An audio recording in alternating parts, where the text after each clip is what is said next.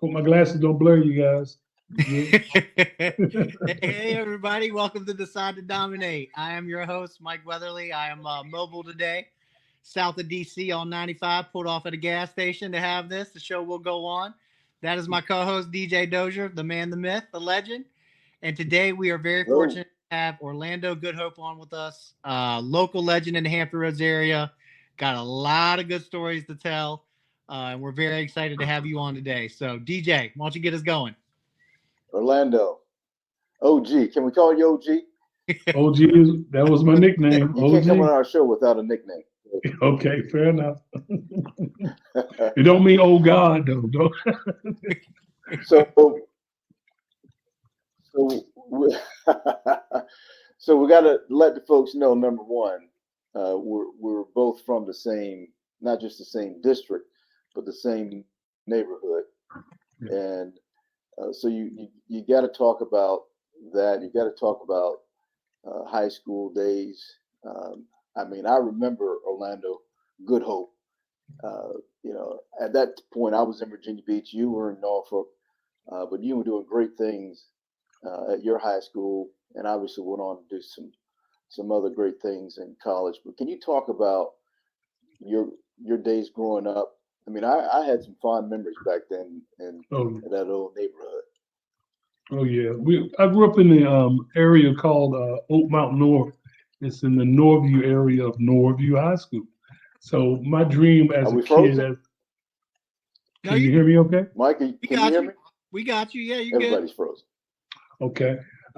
As I was saying, I grew up in the Norview area in an area called Oak Mountain North, right off of Chesapeake Boulevard. Wow.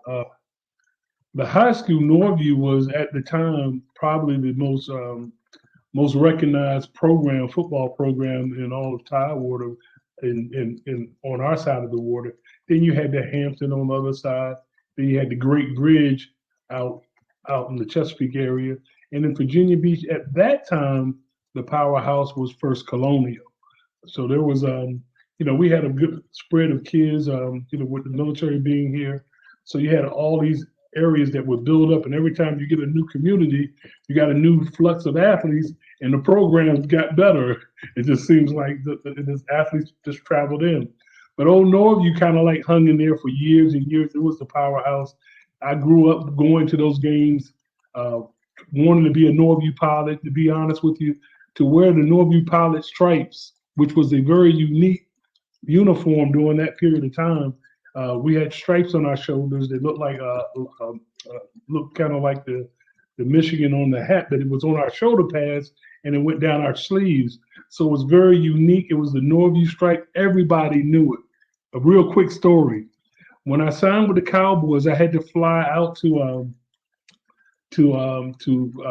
LA because we practiced in California in Thousand Oaks. We practiced at a Cal Lutheran University, which is in Thousand Oaks, California. So when we fly into LAX, which is, if it's not the largest airport, it's one of the largest airports in America. When I get off the plane, I'm walking down the corridor there to go to catch my ride to go on to camp, and I had my jersey on. And God is my witness.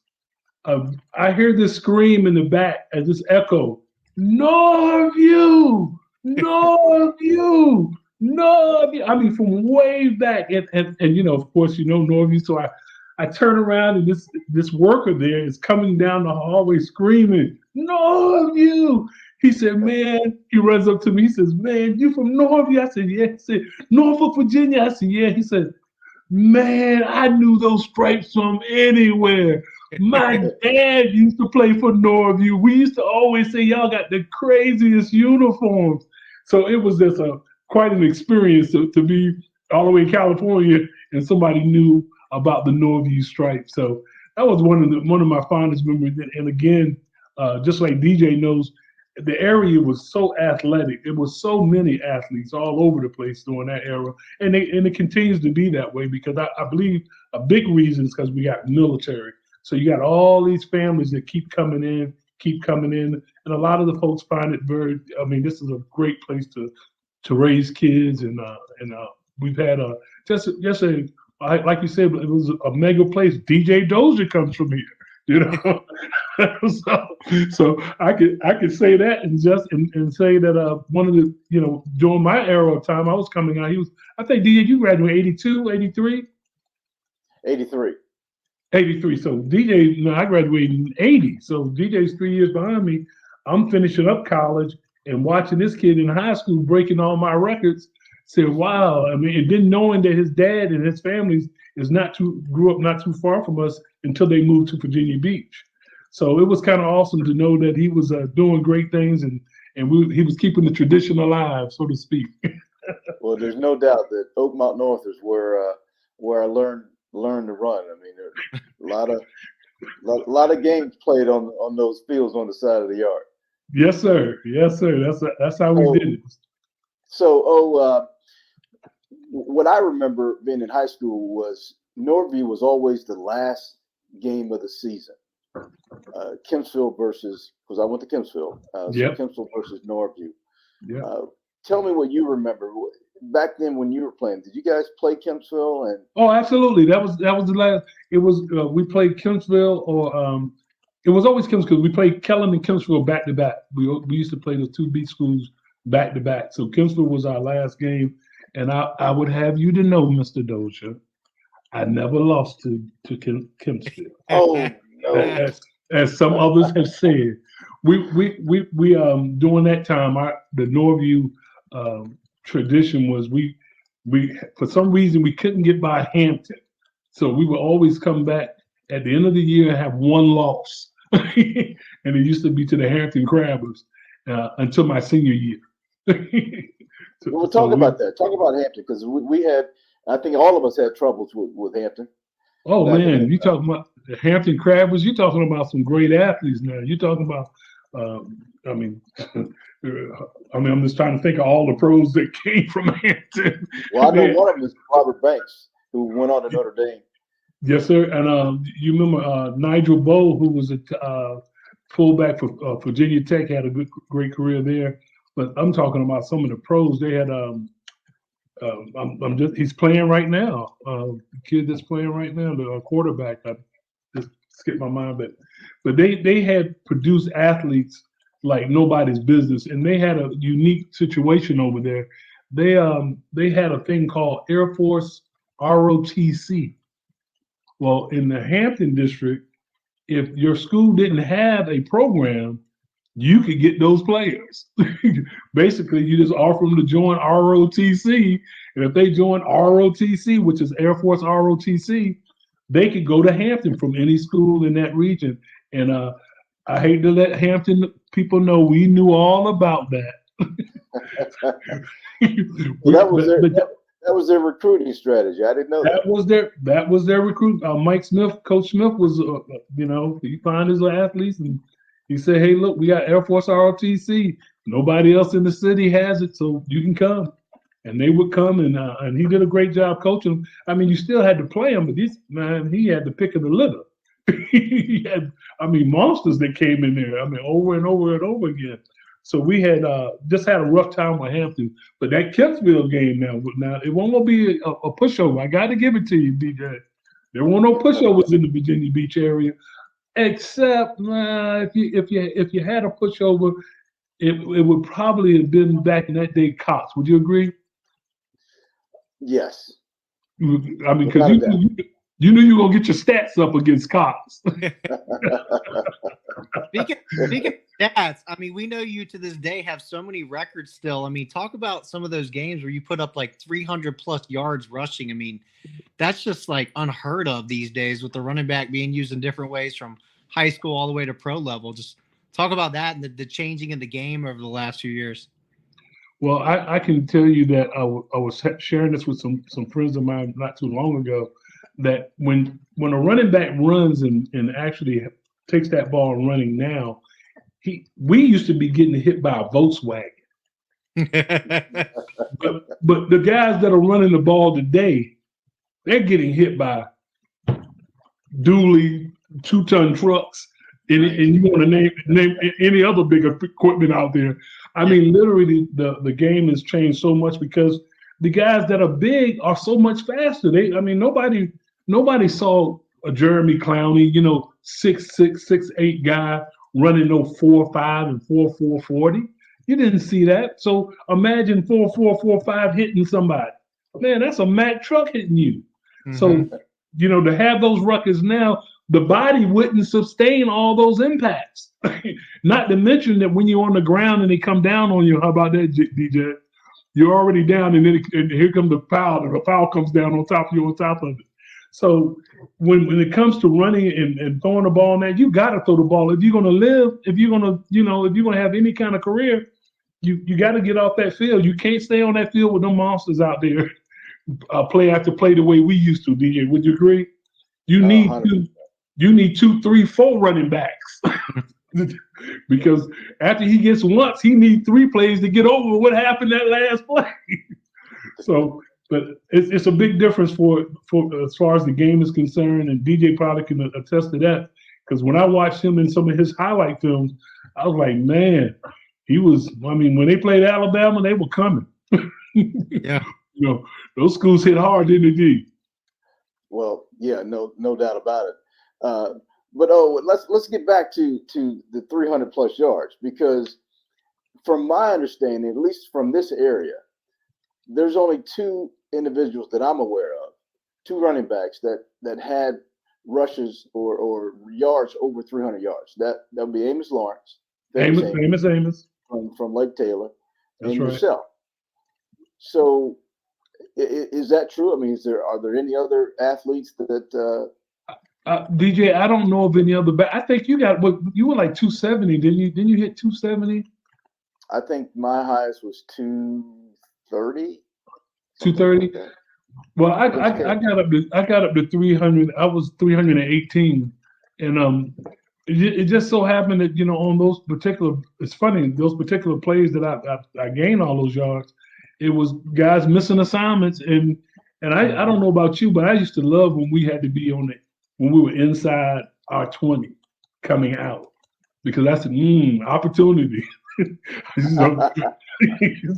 Because we had great line, and I always knew that I wasn't extremely fast, and I'll be honest with anybody, I wasn't fast. I got hit by a car, so I didn't have proper movement in my left leg.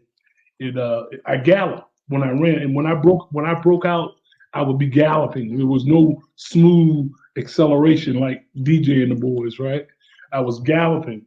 So, but I was very quick and strong on the inside. That's why my game, getting 300 yards, was on 24 carries. So I was averaging like 18 yards a carry. So every time I would hit the line of scrimmage, if that linebacker wasn't there, I mean, that's 10, 12, I'm down the field. I'm in your face. So that happened quite a few times. In that game, I had 2 runs for over 60 yards in that game, which added to the fact of getting to 300. So it wasn't easy, but 24 rushes for 300 yards. So how many touchdowns in that game? I scored 5 touchdowns in that game. Lord. Yeah, and this is the God's honest truth. I don't normally say this, but most people who are at that game, I had a 72-yard run called back in that game, touchdown called back in that game. So would have went over 400 yards had that particular play stood. Yeah. So when you traded, you were talking about Dallas. So you traded the stripes for the stars. Talk a little bit about experience in just camp and just like meeting some of those guys and just like that level. I mean, I was there with Dorsett. Tom Landry was the coach at the time. I was there when Gary Hogaboom and Danny White were in the quarterback controversy, so to speak. I came in with Eugene Lockhart. You remember Eugene Lockhart from Houston? Eugene the hitting machine Lockhart. So I came in with him, and Victor Scott was a other defensive back. Other guy that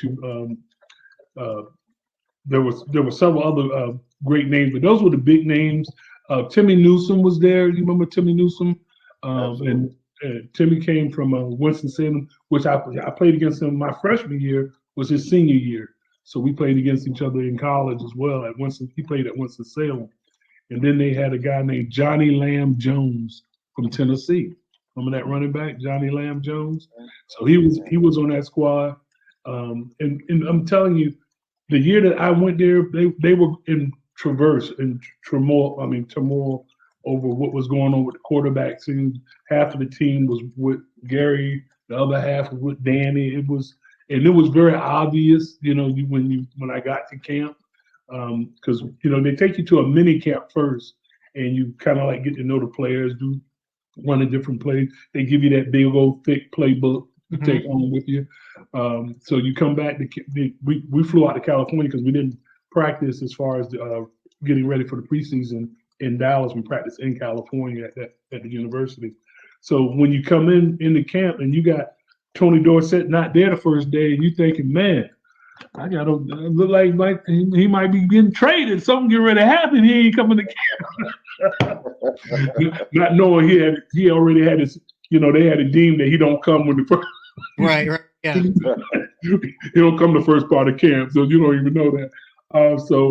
But we're there, and then when he did come to camp, it was funny because I'd never seen an athlete do this before, DJ. Every time he touched the ball, and when we were running plays and scrimmages and running plays, just in half line and stuff like that, he would run the length of the field every time he touched the ball. So he would take the ball, run. If we were down on the 20, he would run 80 yards. And then he would jog back up on the sideline, and everybody else would be getting their, reps in. We get our reps in, get our reps in, and then they get back to the huddle. Then he'd go back in, he'd get the ball. If they gave him the ball, he'd run 80 more yards. And he did that. He did that all camp long. About that? Like, obviously there's the conditioning aspect, but then there's the mental, like, if I touch the ball, I'm scoring a touchdown. Like, that's how he was called TD. Yeah. That was his nickname. And I had never seen a guy work like that. And I worked hard. I thought I worked hard. But this guy he was phenomenal in camp. He was I see why he held the records and did the things that he did. Because he's a small guy. He's really a small guy. 5'10", he's a small guy. He was nowhere near as big as I was. I was there to block and to catch balls out of the backfield. Matter of fact, I can tell you my story. I don't have this opportunity that often, so I tell you my quick story. We were playing against the Rams in our first preseason, and it was in Dallas. I mean, in LA, and I'm on the sideline. I didn't start, of course, but then you go on with the next team. So I went in with the next team. Do you guys remember Norm Granger? Yeah. From Iowa. Now the running back from Iowa. He was the running back who was drafted that year. He was drafted in the 5th round. I signed as a free agent. So Norm, he had an asthma problem. So we were out in that heat, and they had that dry heat on your lungs, and he was playing from Iowa. But anyway, he kept having bouts with his asthma. So it kept giving me a chance to get in on the field because he was a starter, of course. Coming back to as far as the rookies that were coming in, he was the first group that would go in. And so he kept getting sick, so I kept getting the opportunity. So, man, we playing against the Rams, and this is honest truth. I get the ball, the second play from scrimmage, I break a 60-yard run, and a defensive linebacker playing on the outside on the other side of the field ran me down. So I break in the middle of the field, and he's the outside linebacker on the other side. You can see it in the film, DJ. He just turned and ran. You look like remember that play what's the big wide receiver for Seattle? The wide receiver, big boy turned and ran and caught the guy. Well, it kind of looked like that. He ran from one side of that field and caught me down on the 7-yard line and tackled me on the 7-yard line. So, I thought, but man, I broke a 60-yard run. I'm like, man, this is pretty impressive. So the next play, they call a draw, and I scored on that draw. I was like, man, I'd have made the Dallas Cowboys. That's what I said to myself. I'm pumped, right? So that was my chance. I got my opportunity. So I'm sitting on the bench. So the other running backs are running. They're getting that opportunity, because we now are changing out players and stuff like that. So Come to be, we got a big penalty. We were down on the 15-yard line, and they ran a little out pattern for me. I came out of the back. That's why I was there to catch the ball out the backfield. So I come out the backfield, and sure enough, Steve Pallure hits me right there on the corner. I turn in, go score my second touchdown. The only 2 touchdowns of the game. Do you know that was on a Saturday night? That Sunday morning, they traded me to the USFL, to the Houston Gamblers. Oh, No kidding. The next morning. welcome to sports, right? Wow. Can you believe that? They traded me. Do you remember Todd Fowler? Yep. The Moose, the original first Moose? Yep. That's who I was traded for. That guy.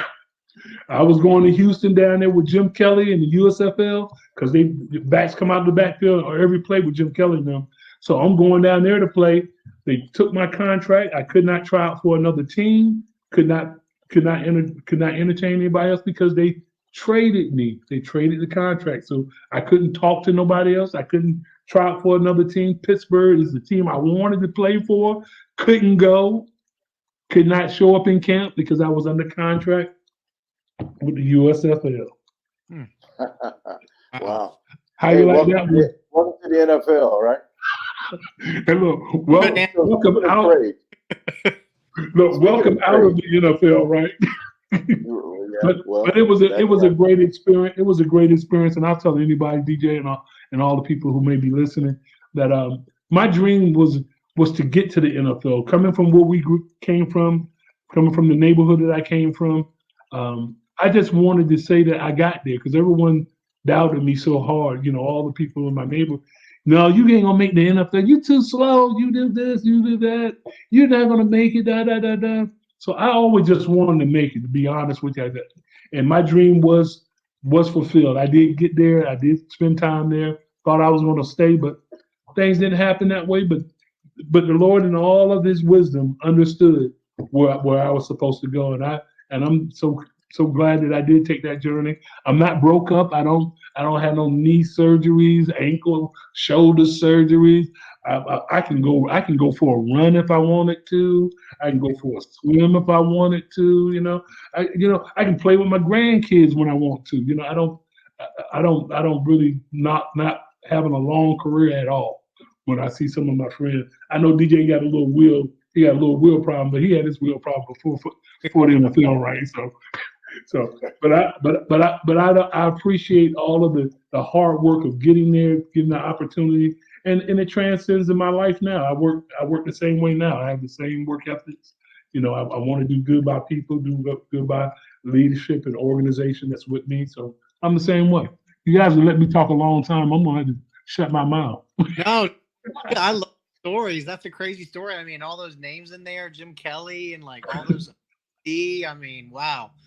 Yeah, it was a great time.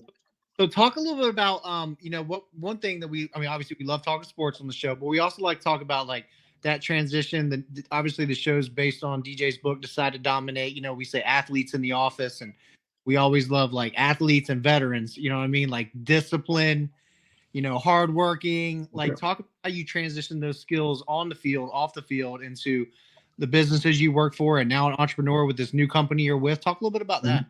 Okay. Well, I like the way you put it all together there, because it was a transition. It is a transition for all of us, as if you spend your whole life doing something, preparing, and then all of a sudden that's gone. You're not preparing for that, and you can't use doing an out and up in the office, but you can, as far as the work ethics, yeah, but not as far as doing anything. Out and up ain't gonna help you when you got a project that's going on. But I tell you what really made the difference for me was I had was married with kids, and I always wanted to be an example to my family. I always wanted to, because I grew up without my father. My father died when he was 37 years old. And I'm not ashamed to say he died. He was an alcoholic, and he died of cirrhosis of the liver. Was a great person. He just wasn't good to himself. From what I understand from the people that I've met and talked to who knew him, they all said the same thing. Your dad would give you the shirt off his back. He would do anything and everything for you, but he just wasn't good to himself. You know what I mean? Back in that era of time, coming through the '60s, civil rights and all of the different things that you travel and you come up against. Because he came from Farmville, Virginia, a little country town out in southern Virginia, and came into the big city, and it took him away from here. But in saying that, I've always wanted to be an example to my family, to my kids, to everyone that knows me. And I didn't want people to say anything that I caused them a hurt or a pain or I took something from them. I've always been that way. So going into the workspace, I got a job by chance. I was playing semi-pro football, trying to get back in the league, right? And I'm playing for a team called the Chesapeake Bay Neptunes, right here in Tidewater. And it was in the Mason-Dixon League, which is a well-known league as far as semi-pro football. And in that, now people don't know this, but in that league, I led that league in rushing one year with over 2,900 yards. I had 3 400-yard games in that season. So now I know y'all say they must have been sorry. So I'm telling you, Doc, a lot of guys who did not get into the NFL were playing in that league, playing with me. Because on my team, we had 7 NFL guys who went to the NFL who did not make a team that year, who were still trying. Matter of fact, one of those guys let me. You remember Ron Springs? Ron Springs. Oh, yeah. You remember Jimmy Gale? Mm-hmm. Jimmy Gale. His brother was Sean Gale, played D-back at Chicago when they had the awesome team. Sean Gale. Those guys were playing on my team, and Jimmy was from Ohio State. They were playing on that semi-pro team with me. So I'm just telling you, it was a great league. They didn't have all of the superstars that you have on the NFL field, but there was always at least 4 or 5 out there that were really dominant players. So I had a chance to play in that league. So when I'm out there in that league, one of the players was a wide receiver, and he got me a job for Montgomery Wards. And I'm gonna tell you what I was doing. He got me a job as the parts. Told me to go apply for the parts manager.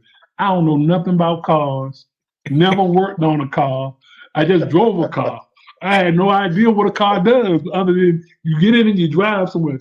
Changing the oil, how often? I don't know. How many tires? When is it time to put tires on them? When they flat, you know? So I'm going into a business and they're gonna make me a manager. And I'll never forget the guy telling me he said, "You're a college graduate. I know you'll learn this." I said, "Okay, yeah," because I was a college graduate. Now, and saying that, I don't know how I missed this, guys, but I'm gonna tell you this real quick story. I'm the only person that you're gonna ever see, you're gonna ever meet, that graduated from college, commissioned as a second lieutenant in the Army, and signed an NFL contract all in the same week. Wow. Only person you will ever meet that has happened to. I walked across the stage at Norfolk State in my dress blues, because I'm an Army officer, commissioned officer, with my degree. And then that evening, I go meet the Dallas Cowboy rep to sign my contract. Wow. What's the chances of meeting somebody like that, right? So, but that's a true fact. So I go on to start working in the car industry with a company called Priority Chevrolet. And Priority Chevrolet, they were blessed because of me. I'm going to tell you the honest truth. Because over the 30 years that I worked for them, I was their #1 producing service writer as far as income coming into the dealership. Servicing cars, because I was a service writer. You come in with your car, you tell me, "Hey man, my tires give me problems, I got a check engine light on," and then I take that information and I give it to the technician. "Hey, he needs that looked at." They look at it, tell me what's wrong. I come back and tell you it's going to be $500 or whatever it was going to cost to fix it, and then that's my job. So I did that for 30 years. For 30 straight years, I was their #1 service writer. For 30 straight years. So that is how I transferred all of what I was doing in sports into my business life. I was there early. I stayed late. Sound familiar, DJ? Yes, sir. I'm there early. I go do my job, but I stayed late, watching film, getting my paperwork and getting things in order, making sure that the service writers and the making sure my technicians had everything they needed to perform their job so that I can get that customer on their way, up and going. So I did that consistently for 30 years, made them I'm one of the only six-figure income service writers would ever meet in Wow. this, and that's at not at a Mercedes dealership, at a Chevy dealership. Right. Right. Trust me when I tell you that makes a difference. Because you can meet six-figure guys who work on Rolls Royce and Cadillacs and all that, but in a Chevy domestic, that really is saying something. And I'm just saying because I know. But anyway, I had a great time. So talk a little bit about the startup you're with now, because you transitioned kind of again, and you found your way back into like, the space that we play in with like innovation and technology. And Yes. And you're back in sports again, working with this new technology. Talk about that, Yeah. and even with the military too. So, yes, we spread out, my friend. We really have. Young man that I nurtured coming up in little league football. His father his mom raising him as a single mom, had some challenges. I took him under my wing with my son because my son and him played together all their life growing up. So he was always under me. I took care of him, a fine young man. James, his name is James Whitley, fine young man. And he played football at the University of Michigan. He went on to play with the University of Michigan. When Woodson was playing on the left side, my son was I call him my son because that's how I always refer to him as my son. He refers to me as Pop. But he played the right corner when Woodson was playing the left corner. So they both played together. He was a freshman. Woodson was a sophomore. That was the year that he won the Heisman Trophy. My son was a corner on the other side. James was the corner on the other side. Well, one of the linemen on that team, his name was Adam Atkins. He was the center actually for the team. That's the same team that Reese was on, and Tom Brady. Tom Brady was on that team as well. So, matter of fact, when Reese got hurt, Brady came in and relieved him. So they were on that same team together, and how it all worked out is 20 years later, the young man Adam, who was the center on that team, had a daughter who had cerebral palsy. And when the cerebral palsy, one of the problems that they have with it, they have to be manipulated because they'll knot up. They'll actually knot up. So she's wheelchair bound. And during the COVID season, the PT people stopped coming to give her therapy. It forced him to figure out a way to help his daughter. So this was actually an answer to prayer, but it was necessity. Was the mother of invention. He needed something to help her stay flexible and keep her moving and outward and upward. And also himself, he had gained a lot of weight, so he couldn't go to the gym anymore. So he was feeling that part of it. He invents this vest. Well, this vest has done things that we had no idea that this vest could do. This vest takes the whole body and puts it under one. I mean, when I say one resistance, it takes the whole body and allows every movement that you do to be anchored by your body. So in other words, any movement, if I push my arm out, your core is engaged. If I lift my leg up, your core is engaged. Your back is engaged. Your shoulders are engaged. It keeps the whole body under some type of stress or some type of resistance to allow that person to have a workout that is unparalleled. I mean, Michael Vick has it. He's one of our guys. He's working out with it. Lamar Jackson has it now. He's working out with it. We got we got all kind of military people who are using it. We just had a conference with one of the largest physical rehabilitation companies in the United States, and that was up in Boston. And from that meeting, they're looking to bring it out nationally, to go into all of their locations, because I spent a week with their therapists, 5 of their directors of their facilities. Now, their facilities have 300 and 400 beds of people who are senior citizens recovering, people who are living in assisted living. So they have all of these places, and they had me go in. I saw over 50 people that week. I was there for 5 straight days, and after coming out of that meeting and coming out for that exhibition with them, they decided that we not only wanted, we wanted in all of our facilities. So we have an opportunity. When I say an opportunity, we settled that deal on December the 7th. It's a major deal. It's going to be a game changer. We meet tomorrow up in Quantico, Virginia, with the military. We're meeting with their. We're going to be there with one 3-star general, one 2-star general, and then the head of the Wounded Warriors division is going to be there. And they have people who are going to put on the vest. They have PT people who are going to put on the vest. And all of this has been birthed out of a young lady who is going to be the first female wrestler for a military academy in the United States. Okay. She trained in it. The coaches seen her in it, and they see her speed and how different she is. And they got so excited, they started asking questions.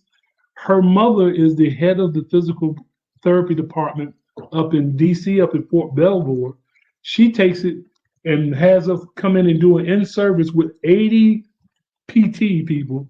They try the vest on, start working, and they started immediately telling us how they could help their patients recover, transition, to get back to function as quickly as possible. They saw it because at first, some of the physical therapists thought that we were going to take their job. We can't take their job. Trying to enhance what you're doing, exactly. All we can do is enhance it. Where you go into a PT facility, we've been into a few on DJ. We've been in a few, haven't we? and the basics. They got a couple of rubber bands up there, a couple of little balls up there, a couple of weights up there, and they make you do a couple of little things. And this is across the board. Well, in the military, one of the biggest challenges they have, especially on the VA side, is there's not enough physical therapists to do the work with the patients.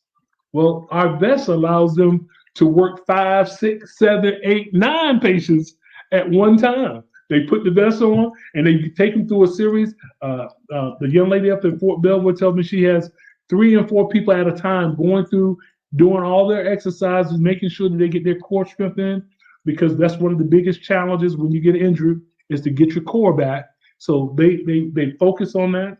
Then we found out this past week, we had a wonderful, wonderful experience where several ladies came in who had children. One of their challenges is they have leakage after they have children because the pelvic floor muscles become so weakened that they can't hold their bladder. Well, guess what this vest does? It pulls the pelvic floor up when they exercise with it. So we've had some tremendous, when I say tremendous experiences that are going to be game changing in the world of physical fitness and therapy. It is absolutely 100% bona fide. It works. It does what it's supposed to do. We have a great opportunity, and hopefully with people like Mr. DJ Dozier and you guys with Innovation X, you'll see the value and really work towards us getting this thing out there, because our goal is to help people change lives. That's what we're doing, and we see it. I put it on stroke victims. They're recovering. They're getting their mobility back. I'm not saying this. I have it all video. I have everything nice and laid out. So we have had a tremendous amount of just results that people have been trying to get for years, and we can get it in a few moments. I mean, two years of a guy not walking without a cane was changed in 10 minutes. Wow. We changed it in 10 minutes. A young lady who's been on the floor with severe back problems, severe knee, she literally stays on the floor. 2 years. We corrected it in 10 minutes. She's up walking, doing her thing, and I know it sounds like that's pie in the sky, but I have no reason to fabricate anything. I'm here to tell you that God is doing some great things with this product, and we are so excited to be out there sharing it, man. So I know the show details, but if people wanted to get more information about the technology, where could they go find information and get a hold of you? They can actually go to our website. Our website is Caris Strength, carisstrength.com. And you can also, I even have a lady who's available to take calls if you have someone who wants to call us and set up an appointment or to get an assessment, because that's what we do. We have to do an assessment. We have found that the insurance companies will take care of this product, will actually get them the orthotic portion of our product, which is the biggest expense. If they have conditions with their back, if they have back pain, back scoliosis, sciatica, I mean, there's over 100 different reasons why they will take care of this vest if a person who needs it in insurance. Because, I'm 61. DJ, you get ready to turn 60, right? I don't mean to put you out there like that, dude. No, I'm not that old. well, I found a lot of people my age group, believe it or not, who didn't even play sports. Their bodies they're in bad situations. I mean, I've met a lot of them, but this product is not only for people who need therapy; it's for people who want to stay in shape, get in shape. You're out there on the road like you right now, Mike. You're traveling, man. That vest will be in the back. You take a break. I love about it. I mean, we saw it at the NHSCA with their wrestling event, and the fact how portable it is. It can fit right in the backpack. Yeah, I love it. You think about the soldiers too when they're deployed and in FOBs overseas and stuff like that. I mean, it's so compactable, and you got a gym right away. I love that about it. Yes, it's phenomenal.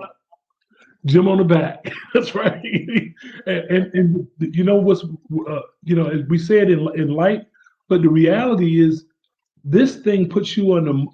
When I say under stress, if you work out in this thing, you're gonna know you have worked out in this thing. Right. This piece of equipment is going to take care of your body and get you what you need as far as keeping you strong and flexible. What do you think, DJ? DJ had it on. Oh yeah. No, Orlando. I mean, tremendous piece of equipment. I think it correlates with yourself. The fact that you have made that transition, you have decided to dominate in not only on the field, off the field, in the office, with your company. It's amazing, to go from 300-yard games to 30 years plus leading in sales in one company to now whatever's next with Caris. Congratulations. I mean, again, you're a prime example of what it means to dominate in your career and in your business. So love the fact that you've been able to join us on the show today and share your story, your testimony. Pour it all out on you guys. Don't let DJ Kid you look. He ain't in his 30s. He ain't in his 30s, Orlando. Come on now. Question. That's right. Cool. Yeah, thanks for being on the show, man. I mean, this was awesome. I can't wait I know you guys are going to continue to grow. I mean, you got some amazing athletes using your innovation right now. It was born out of necessity, and what an amazing story there. So, we're excited to continue the conversation with you. Obviously in the sports arena, but also in the entrepreneurship space too. Yes, sir. Look forward to hanging out with you guys. And when you can, man, you want to get Adam up here. I'm putting kudos in for him because what a story, man. What a story. When you hear a story, man, it's phenomenal. Look, and I know you said in the green room, but don't worry, we'll get you one of these new fancy 6 hats. We'll hook it up. Yes, sir. I'm gonna hold D to that because D should already. I should have had that hat on right in this interview right now. We'll get you set up for the next time. Appreciate you guys, man. All right, Ando, have a good one, man. Take care, guys.